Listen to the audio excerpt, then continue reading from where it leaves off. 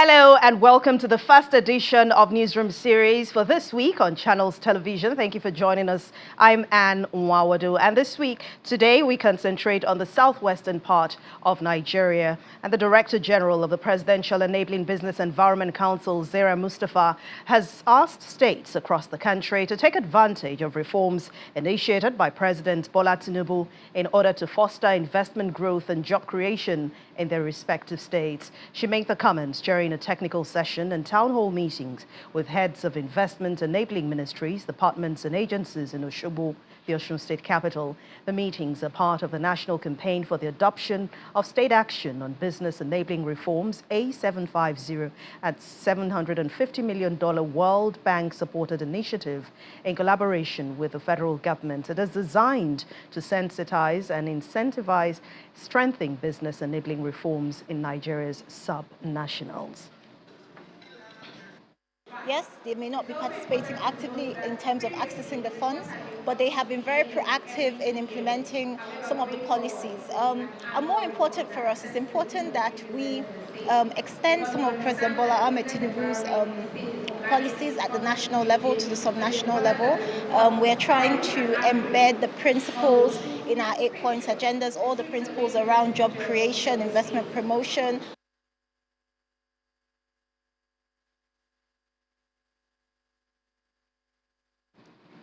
Officials of the Osun State Ministry of Economic Planning, Budget and Development gave assurances that the state is committed to complying with the investment mandate of ASERBA despite its non-participation.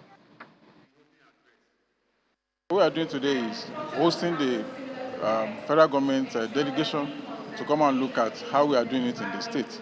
So today we have been able to present our scorecard in terms of what we are doing in the state to ensure that an enabling environment in businesses, and we have also listened to them on some of the things that we also need to do to ensure that we continue to provide that environment that will make businesses to thrive in Osun State. Mr. Governor has made a pronouncement that rather than add to the debt profile of Osun State, we would rather reduce the debt profile. So we will continue to make business environment conducive for businesses and investment. However, we will not take that low so that we don't increase the debt profile of the state. From Osun State to Oyo State, where the government says it is not relenting in efforts to make agribusiness a critical economic pillar for the state. The Director General of Oyo State Agribusiness Development Agency, Mr. Debo Akonde, reiterated this commitment at the Omituntun 2.0 interministerial briefing, which was held in Ibadan, the state capital. He says the state government has attracted about 46.6 billion naira in investments into the state through agribusiness alone, while it has accessed close to $170 million in agribusiness and international development funds. Our correspondent, Bukola Oriowo, reports. Now, can we quickly run through media houses that are here? The Oyo State Interministerial Briefing is a platform to showcase the achievements of each ministry under the state government. It is an avenue for the public to know how far the government has come in terms of promised deliverables to the people. It also allows room for agenda setting for ministries under the spotlight as they discuss achievements, challenges and expectations of the people. Agriculture can contribute much more. Taking the front seat is the Ministry of Agriculture, a critical department under the Seyi Makinde administration. The Director General of Oyo State Agribusiness Development Agency, Debo Akonde, explains that the state has been able to achieve its deliverables in the agriculture and agribusiness sector, including international development resources mobilization, development of agriculture enablers such as industrial hubs, roads, rural security, as well as policy on legal instruments. The majority of what has driven agribusiness in Oyo State today is not a direct funding from the state. Okay? It's rather much more the funding of the state that we access via international development organizations. So I can rightly tell you here now that for us, we have accessed over $170 million from international development organizations, mostly blended financing at a very low rate loan or as grant.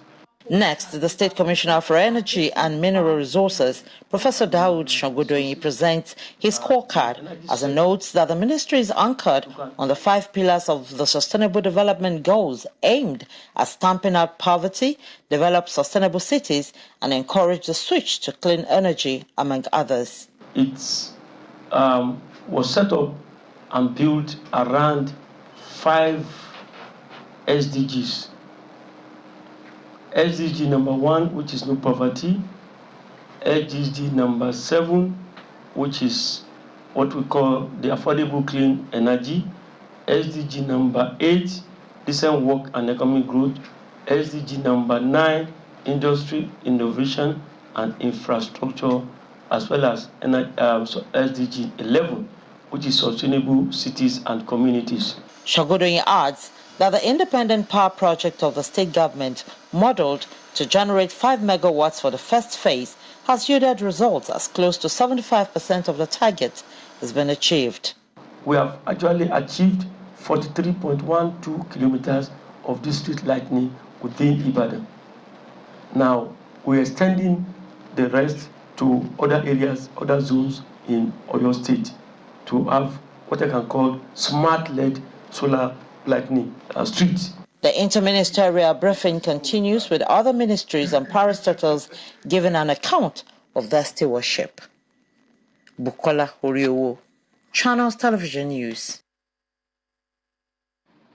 Let's head to Ogun State now, where the government has been granted license by the National Board for Technical Education to operate as a national skills qualifications awarding body towards training of middle cadre manpower for industrial development.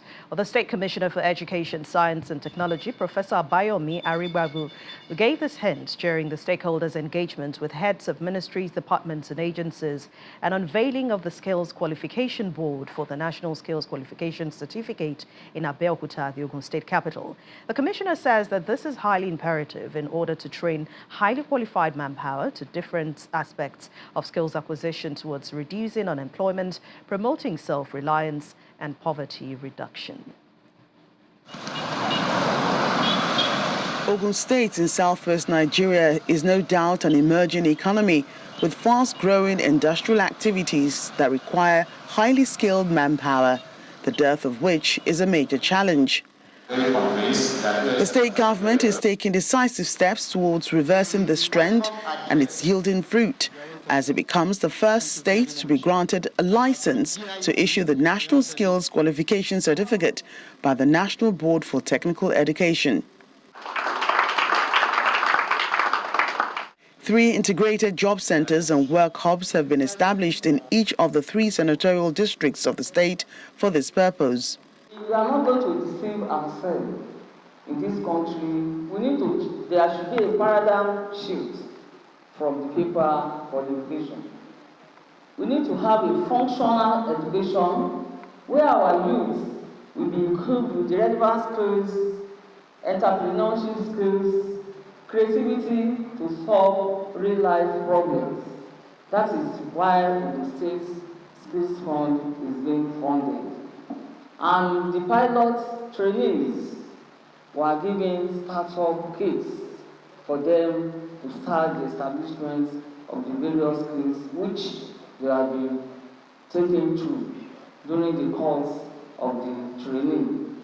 They were established under the Ogun Skills Fund program to solve labor challenges in the country. One of the challenges enterprises are facing in the free trade zone is lack of required skills to operate their high-end machines. So we now look at how can we bridge this. We partnered with some universities in China who are ready to have educational exchange with some interested universities in Nigeria. So all the kudos also goes to the Honorable Commissioner who helped us to bridge this gap with the universities. So all of us have been able to meet several times and we've signed an MOU and the project has already started. Over 42,000 people have been trained in various skills, including business development and digital literacy. The state government has made provision for everybody. We have made provision for those our young children that are in school. We We have made provision for our schools by trying to upgrade the facilities. We have made provision for even our teachers. Some of them have been trained on PMI, and some other trainings. We have made provision for farmers. We have made provisions for even organizations, industries, because now we have this synergy between the industries and the schools and the various training centers. And it is something that I don't even need to talk about because we are already saying it. If you go around the 8 technical colleges in Ogun State today, you see what we have done. We have turned them around. The National Skills Qualification is a nationally and internationally accepted certificate that gives the recipient an opportunity to get employment anywhere in the world. The Lagos State Pension Commission has asked public servants in the state to take an active interest in their retirement plan and fully adopt the contributory pension scheme as a reliable and sustainable means of securing their post-service life. Speaking at the sensitization program for public servants, the Lagos State Head of Service, Mr. Bode Akure, described the program as a key initiative designed to equip civil servants with relevant and timely information about their contributory pension scheme. He also emphasized the importance of pension education and awareness in enabling workers make informed decisions that will ensure a stable financial future. Lagos State public servants converge on Adeyemi Bera Auditorium, Alausa Ikeja, for the sensitization program on the contributory pension scheme. The initiative, organized by the Lagos State Pension Commission, is geared towards preparing public servants for retirement and also help them secure their financial well-being after service. If you don't take care of money that you are expecting in the future, the government will only give you what you have served for, the past benefits. So it's important that, please, your PFAs are here. I'm not sure they will be able to generate statement for you. But once you are here for data recapture, some of us, we see that we're registered with Stanbic. And truthfully, our money has been going to Leadway. Or you have some in Stanbic, you have some in Leadway. For whatever reason, please ensure that you take a total look at everything that you have. Public servants are advised to open a retirement savings account for easy tracking of their benefits. We have strengthened our collaboration with the PFAs and ESPs to simplify access to benefits, minimize delays, and ensure proper management and growth of your retirement savings. You also have a vital role to play in ensuring a smooth and timely retirement process. Our understanding that some public servants are yet to open their RSA accounts, which prevents proper investment and tracking of their contributions. Consequently, funds meant for such individuals remain idle and unproductive in an escrow account. I urge all those who have not yet registered to do so without delay. The State Head of Service says the sensitization program is not merely a routine event, but a necessary engagement that could determine the ease or difficulty of transitioning into retirement.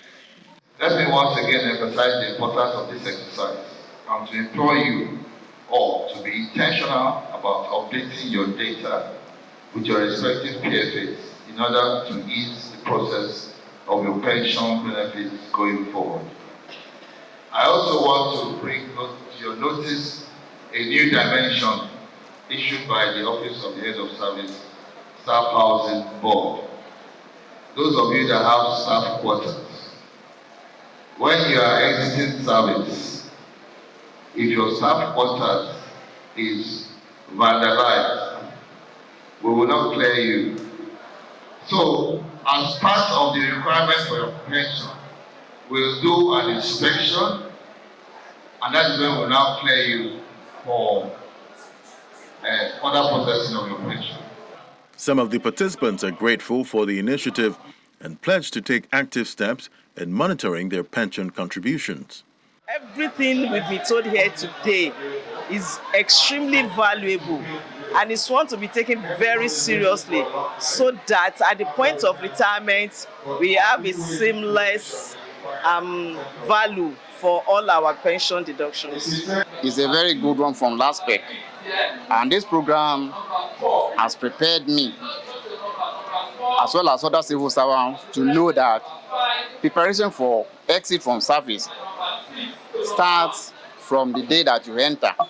As public servants look forward to their retirement, the Lagos State Pension Commission encourages public servants to participate in the ongoing data recapture exercise, which is vital for accurate contribution tracking and timely benefit disbursement. In a bold stride towards inclusive education and digital equity, in line with Governor Babajide Sanwo-Olu's administration's themes plus developmental agenda, what follows by fellows of the Lateef Jakonde Leadership Academy have launched the Empowerability Hub at Ikeja Senior High School, one of Lagos State's inclusive secondary schools. This initiative, led by the Lateef Jakonde Leadership Academy Capstone Group, is aimed at creating a digitally equipped and accessible learning environment where students of all physical abilities can thrive. Thank you so much.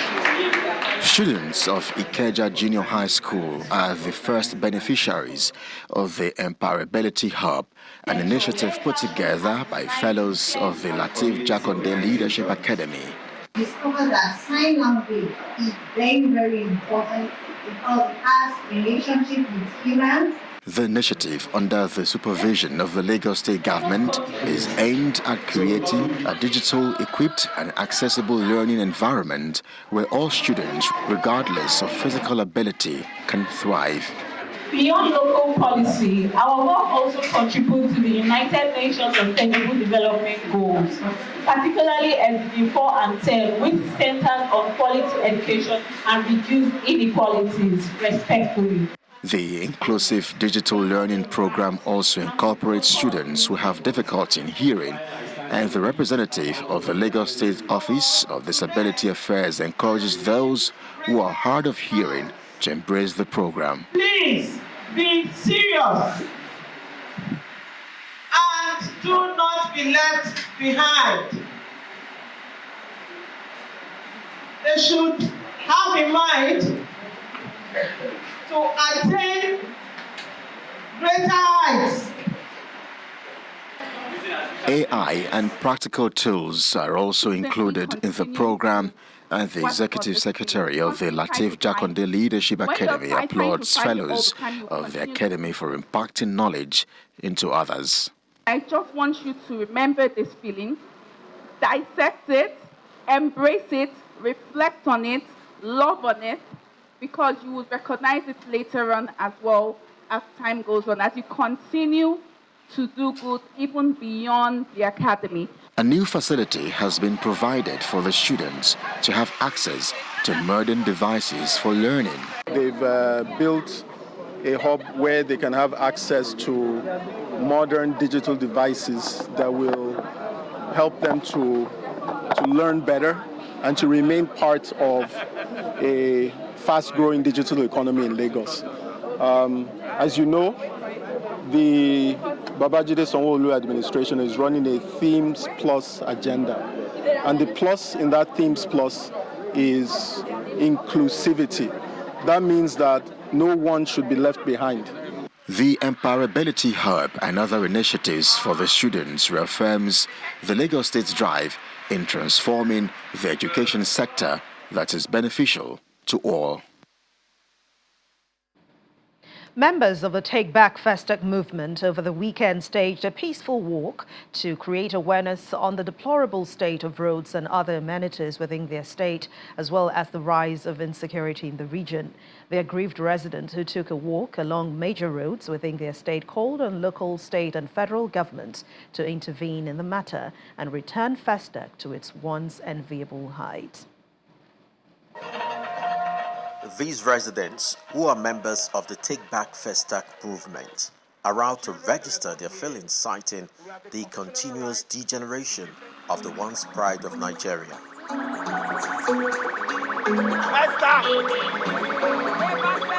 The peaceful walk took the residents through 2nd Avenue, 3rd Avenue, and other parts of the neighborhood before culminating at 21 Road, all within the Festac estate.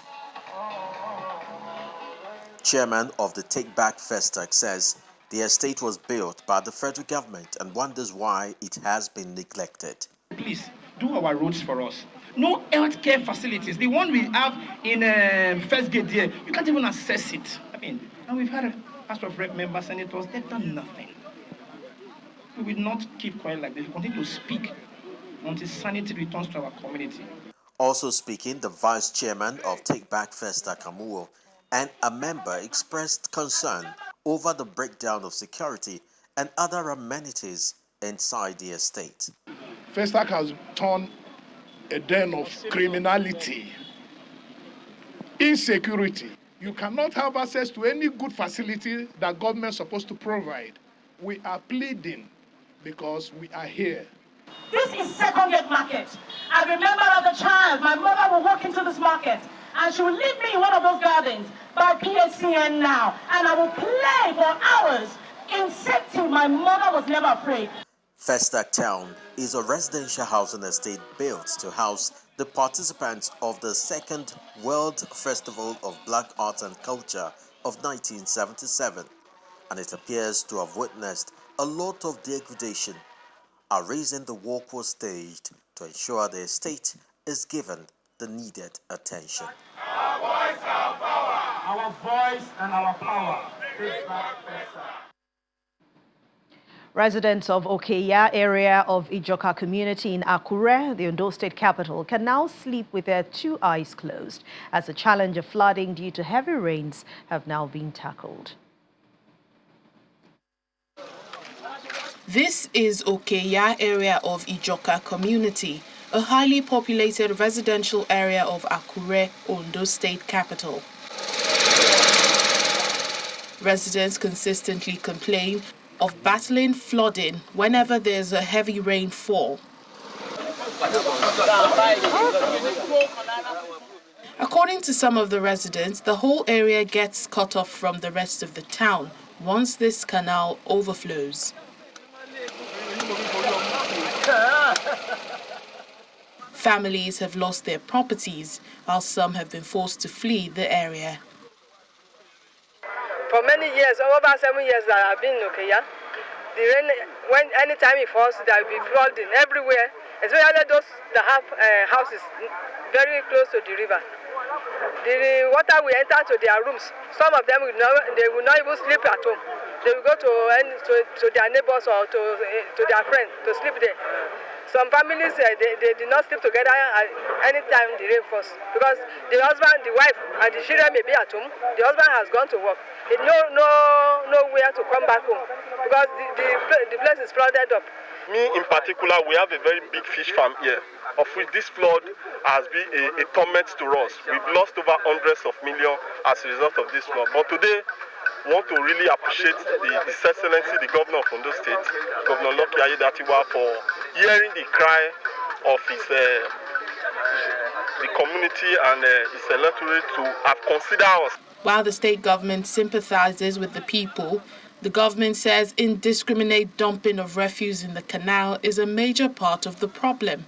With the government, have not decided, to move in today, with the team of experts to ensure that we open these canals, not only for the safety of our environment, but for the safety of the lives and property of our people. And most importantly, the message from Mr. Governor is that our people must begin to learn the culture of proper environmental sanity. He appeals to residents to do their part to save the community by disposing refuse responsibly to avoid further blockage and restricted flow of water. And we end Newsroom series with news of the death of the Olubadan of Ibadan land, Oba Owolabi Olakunleyin, who died this morning at the age of 90. A family source who confirmed his death to Channels Television says that the monarch died few days after he turned 90. It also comes less than 1 week to the first anniversary of his coronation as the 43rd Olubadan of Ibadan land.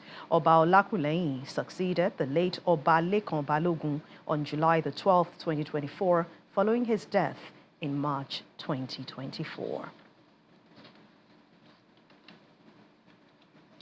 Our thoughts and prayers remain with the family. And that's it on Newsroom series for today. Thank you so much for watching. I'm Anne Mwawadu.